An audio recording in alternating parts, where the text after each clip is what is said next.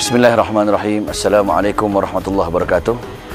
Bertemu lagi dengan saya Ustaz Dr. Zamri Zainuddin dalam Assalam Umrah. Dan alhamdulillah pada kali ini kita telah sampai ke satu tempat yang dinamakan Taif. Taif adalah satu tempat pelancongan bagi orang-orang di Mekah, penduduk Mekah, dan menjadi tempat pelancongan bagi delegasi-delegasi yang datang daripada luar untuk meeting, dan satu tempat yang boleh dianggap sebagai Cameron Highland Malaysia lah. So Kemuliaan Arab adalah dekat Taif.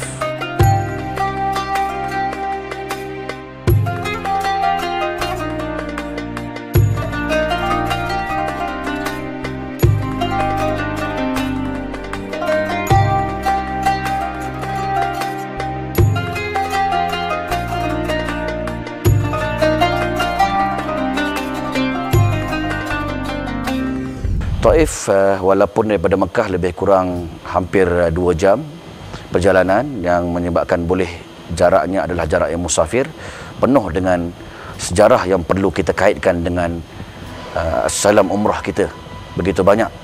Kenapa kita nak ke Taif? Bukan kerana semata-mata ada cable car, bukan kerana ada roller coaster, bukan kerana ada buah-buahan, tetapi adalah satu kaitan yang kuat kerana di Taif ini ada satu Bani Thaqif. Bani Thaqif yang dikatakan cuba untuk merampas dan memerangi Rasulullah SAW dalam peperangan Hunain. Daripada Bani Thaqif inilah, raja-raja kabilah Bani Thaqif inilah yang cuba untuk merampas daripada Nabi SAW sehingga tercetusnya perang Hunain yang kita pergi dahulu dekat Bi'ru Ja'ranah. Maka ketika itu Bani-Bani di Taif inilah, Bani Thaqif inilah yang cuba nak rampas sehingga tercetusnya perang, dan di sinilah Bani tersebut wujud. Bahkan Taif ini juga terkenal dengan sesuatu yang disebut sebagai tempat meletaknya barang ataupun segala harta, tanaman, kurma, kebun-kebun orang Mekah, semuanya adalah terletak di Taif. Dan Taif inilah juga satu-satunya kaum yang tidak murtad setelah mana kewafatan Nabi SAW. Kesan daripada doa Nabi memberikan hidayah kepada penduduk Taif ini yang menolak dakwah Nabi, supaya ada daripada sulbi keturunan mereka ini, mereka yang Islam, tidak mensyirikkan Allah Subhanahu Wa Taala. Kemudiannya betul ketika mana Nabi wafat, ada 3 kabilah yang tidak murtad. Yang pertama adalah penduduk Mekah sendiri, yang kedua penduduk Madinah, Muhajirin Ansar, Aus Khazraj, dan yang ketiga adalah penduduk Taif. Walaupun kabilah yang lainnya banyak murtad selepas itu, 3 golongan ini kesan daripada doa Nabi sallallahu alaihi wasallam.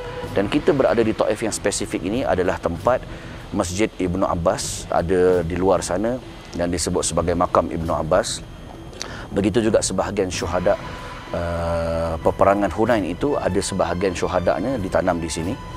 Dan sebelah Masjid Ibnu Abbas ini, makam dia juga ada maktabah. Ibnu Abbas terkenal dengan orang yang Nabi doakan akan kefakihan ilmu agamanya dan pandainya ilmu beliau dalam ilmu tafsir dengan doa yang masyhur, Allahumma faqihhu fid din wa 'allimhu ta'wil. Ya Allah, berikanlah kefahaman agama yang baik kepada Ibnu Abbas dan ajarkanlah dia ilmu ta'wil daripada Al-Quran sehingga dia menjadi pakar rujuk ilmu Al-Quran, sehingga ada mazhab yang dinamakan mazhab Ibnu Abbas yang jarang-jarang kita dengar, sebenarnya ada.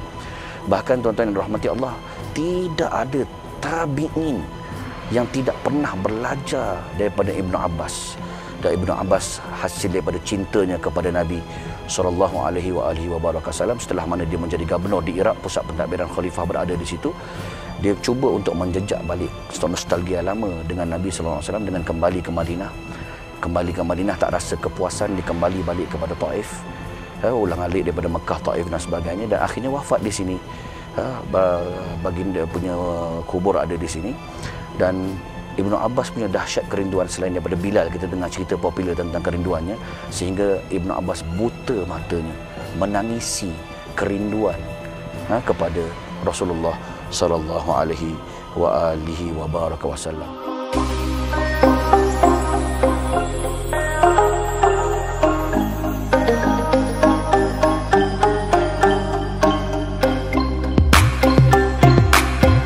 Begitulah perjalanan kita di Taif tadi dengan 1001 pengajaran, 1001 nostalgia, menggamit kembali cinta kita kepada Rasulullah SAW.